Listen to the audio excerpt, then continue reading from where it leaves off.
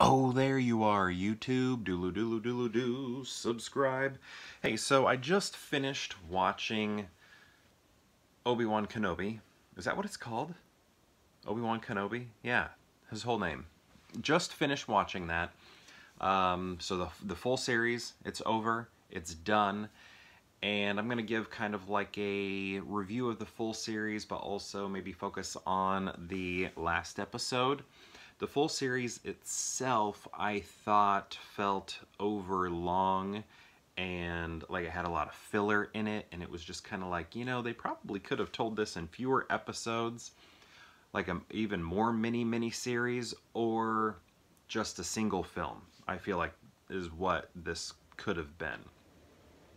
And the show overall, it just kind of, I don't know, because of that, it felt light, I guess. There just wasn't a lot of moments. Actually, that's almost all it had, were moments. The show, the episodes as wholes, did not do much for me. But certain moments did, especially in this last episode. We had that wonderful, spoilers here, we had that wonderful battle. Was it fully wonderful, though? I don't know if I like all the camera work, but the emotional aspect between Vader and Kenobi was great. Actually, I don't know, was it? See, I like it, I think, on its own, but then when I put it in the larger picture of the Skywalker saga, I'm not fully sure how much I like it. Just because when Obi-Wan Kenobi and Vader meet up in A New Hope, some of the dialogue suggests that they have not seen each other since the lava pit. Or even before then, honestly. But whatever.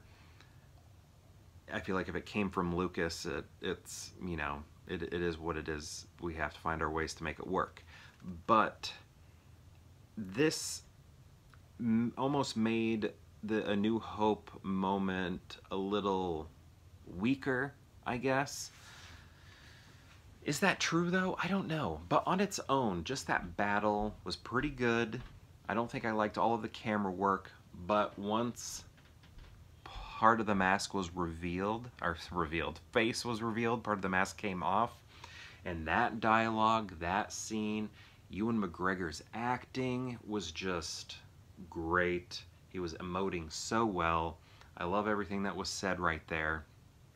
In the way I can sort of justify this battle taking place and not weakening the moments in A New Hope is when Vader meets back up with the Emperor in this final episode, and you can tell the Emperor is very worried that Anakin's mind is still there in Vader's, basically. Like he still, to a degree, sees Obi-Wan as his master. And he even calls Obi-Wan master at a point, maybe a couple points. I remember one for sure. So, when we see them in A New Hope, and he talks about the last time we met, I'm going to mess up the dialogue, you know, you were my master or whatever, that still makes sense. It's like, because the Emperor spotted, hey, I know I'm your master, but the past is still in your mind, and you need to eliminate that. It's just me. And then he goes, you are my one and only master. And maybe from that point on is when Vader fully accepts the Emperor as his master and Obi-Wan no longer is. So that's how I'm justifying that. I have to do a lot of mental gymnastics to make that work, but maybe I don't. I think it's a much more, maybe now that I'm saying it, it feels a little bit more natural and simpler than what I was thinking before, because I was like, I don't know, does this even work? I feel like I'm not explaining myself very well. Apologies for that. But that moment when we could see Hayden Christensen, that was all great. I love the way they handled the voice, where it was flipping back and forth between Hayden and then James Earl Jones, and then sort of a blend of the two, and very electronic and broken and all of that. That was great. I loved all of that. So that was a nice moment there. And then the moment with Luke was so good. Hello there. Oh, Oh, that was so good. It was so good to hear him say that just as he did in A New Hope. That was great. And then, what I also really liked was seeing Qui-Gon. I love Qui-Gon Jinn so much.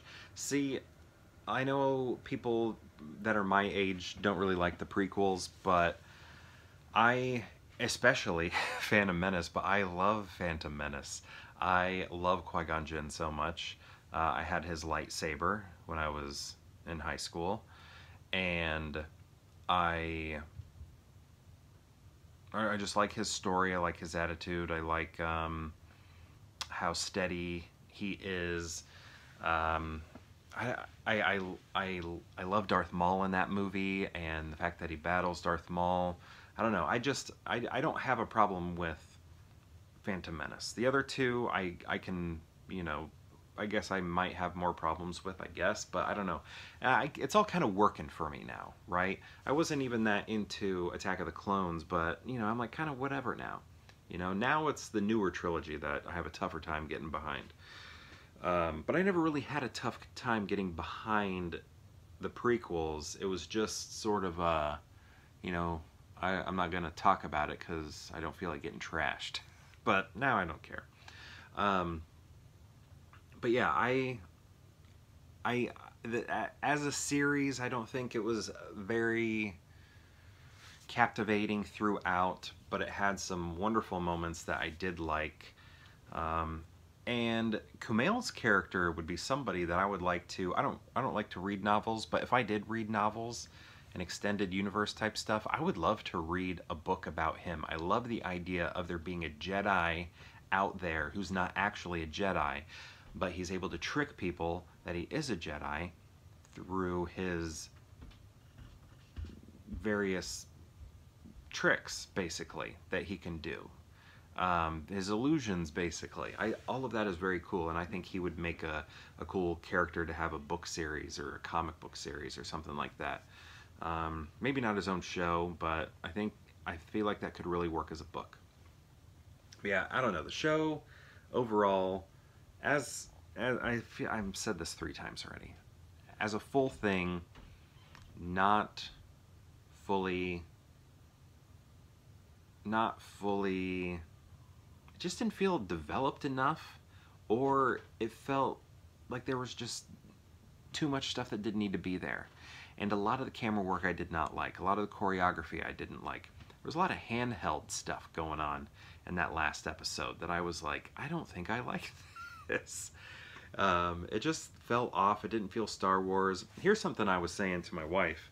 It sort of felt like Ewan McGregor, Obi-Wan Kenobi, from the films, wandered off the silver screen and fell into a cheap TV show. Is sort of what it felt like. And he made that TV show so much better, but it's still just a TV show with a mega star carrying the entire show on his back. That's kind of how I felt, because I thought he was great throughout, but he was like performing so well, and it was it was clear why he's a movie star, and he just seemed leagues ahead of everybody. I guess. I don't know. I feel like I'm being mean. I don't like to be mean. But, you know, I guess that's how I felt about it. It was an okay thing. I like Mandalorian more. There you go. And I haven't even seen Boba Fett. We'll see. I'll see that eventually.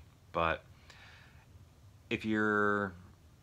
I just feel like I'm in it for Obi-Wan Kenobi. I think we all were. I mean, that's the title of the show. It's just kind of too bad it didn't have a more cinematic quality to it, because he himself is cinematic. The actor, the character is cinematic. Like, he was oozing movie star, but not in something worthy of his presence. Oh, that sounds awful and cruel. That's not what I mean. Maybe it is what I mean. He is better than this show. I can't find a kind way to put it. He is so good in it. His performance is so good. He has an aura about him that is just shining, saying, I am a movie star. I belong on the silver screen, yet somehow I'm in this TV show that feels like it's from the 70s or something. Which, Star Wars is from the 70s, so maybe that's a good thing. I don't know. But it doesn't feel like... it's like the Incredible Hulk TV show or Planet of the Apes TV show where they're just heavily down... Like, think of the Planet of the Apes TV show. If you've watched that and then compare it to the movies, at least the early movies, it's a major step down, right? It's just people in Halloween masks for the most part.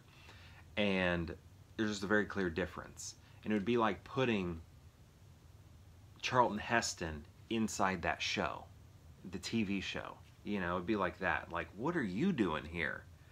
What are you doing here? You're too good for this, that sort of thing. But the show had some great moments. I don't want to trash it completely. Am I trashing it? I don't mean to trash it. I feel like it sounds like I'm trashing it, but I'm not. I'm just saying it was fine. It should have been made into a movie instead, and Ewan McGregor just seems leagues above the show itself, I guess. I don't know. That still sounded mean.